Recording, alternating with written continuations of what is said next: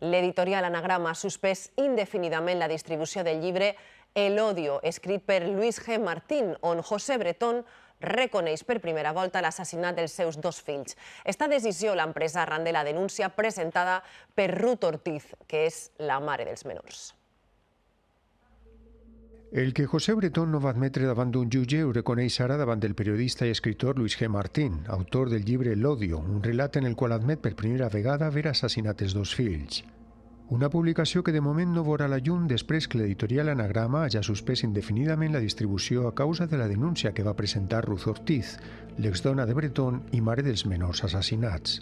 Valorem positivament que el llibre no s'hagi distribuït, però valorem molt negativament tot el rebombori que s'ha creat al voltant de la no publicació finalment d'aquest llibre, perquè al final el que s'ha fet és revictimitzar a les víctimes. L'editorial assegura en un comunicat que pren la decisió de manera voluntària per tal de respectar les mesures cautelars sol·licitades per la Fiscalia en un exercici de prudència per tal de protegir les víctimes. Para cualquier persona con cierta sensibilidad, un hecho como este repugna moralmente. El que se le dé voz a un asesino y el que una persona pueda obtener algún rédito de un delito tan atroz como el que cometió.